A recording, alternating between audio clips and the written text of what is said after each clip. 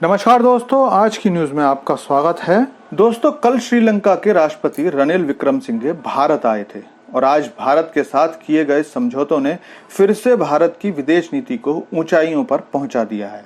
इनमें व्यापार, आर्थिक और पर्यटन संबंधी समझौतों ने भारत और श्रीलंका के वर्षों पुरानी गांठों को भी खोल दिया है।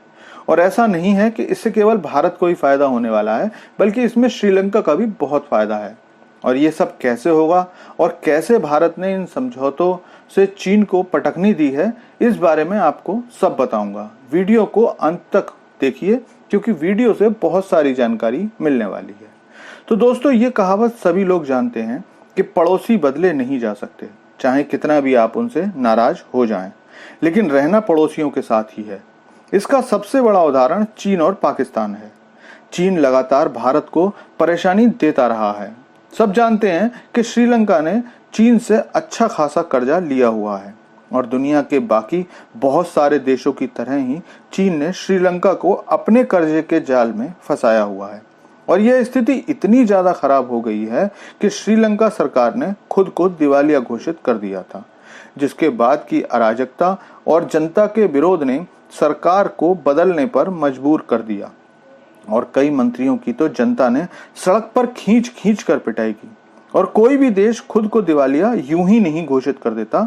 इसके बाद विश्व बिरादरी में देश की प्रतिष्ठा सबसे निचले स्तर पर चली जाती है। मुद्रास्फीति रिकॉर्ड स्तर पर चली जाती है, मुद्रा की वैल्यू बहुत नीचे चली जाती है और देश में बैंकों और सरकार का खजाना खाली हो जाता है, जिसके बाद दूसरे देशों का ड्यू पेमेंट सरकार नहीं चुका पाती है। और यही सब श्रीलंका के साथ भी हुआ। लेकिन एक बार फिर भारत ने अपने पड़ोसी धर्म को निभाते हुए श्रीलंका को इस हालात से निकालने में मदद की। हालांकि श्रीलंका ने चीन के साथ मिलकर भारत के साथ जितने धोखे किए हैं, उनको गिनाने में पूरी किताब लिखी जा सकती है।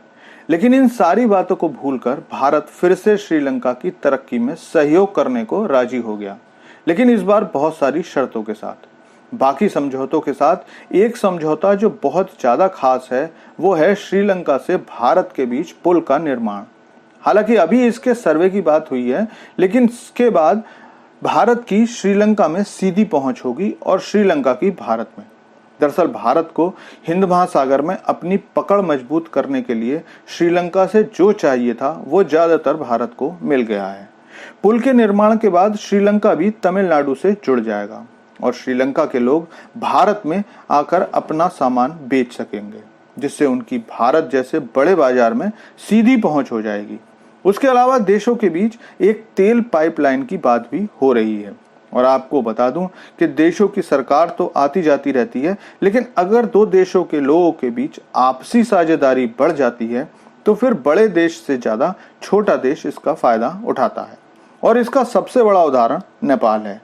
नेपाल और भारत के लोग आपस में जिस लेवल के संबंध रखते हैं, उसके बाद सरकारों के बीच का मनमुटाव भी किसी चीज में अंतर नहीं डाल पाता। इसके अलावा फ्रांस और यूएई के बाद अब भारत का पेमेंट सिस्टम यूपीआई श्रीलंका में भी चलेगा और भारत का रुपया भी अब श्रीलंका में मान्य होगा। मतलब यदि कभी आप श्रीलंका जाते हो तो आपको श्रीलंका की मुद्रा की जरूरत नहीं होगी। और किसी देश में अपनी मुद्रा के चलने का मतलब है कि दूसरे देश की अर्थव्यवस्था आप पर डिपेंडेंट होती है और आपकी मुद्रा और भी ज्यादा मजबूत होगी। इसका सीधा लाभ विदेशी मुद्रा भंडार को होता है।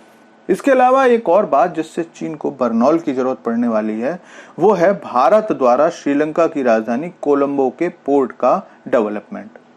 दरअसल हुआ यह है कि 3 दिन पहले ही भारत के अदानी ग्रुप की मीटिंग श्रीलंका के राष्ट्रपति से हुई थी और उसमें तय हुआ कि अदानी ग्रुप कोलंबो पोर्ट को डेवलप करेगा और यह भारत के दबदबे को हिंद महासागर में जिस ऊंचाई पर ले जाएगा, उसके बाद चीन को बहुत बड़ा झटका लगने वाला है, क्योंकि श्रीलंका पहले ही चीन को हम्बनटोटा बंदरगाह के सैनिक इस्तेमाल के लिए मना कर चुका है।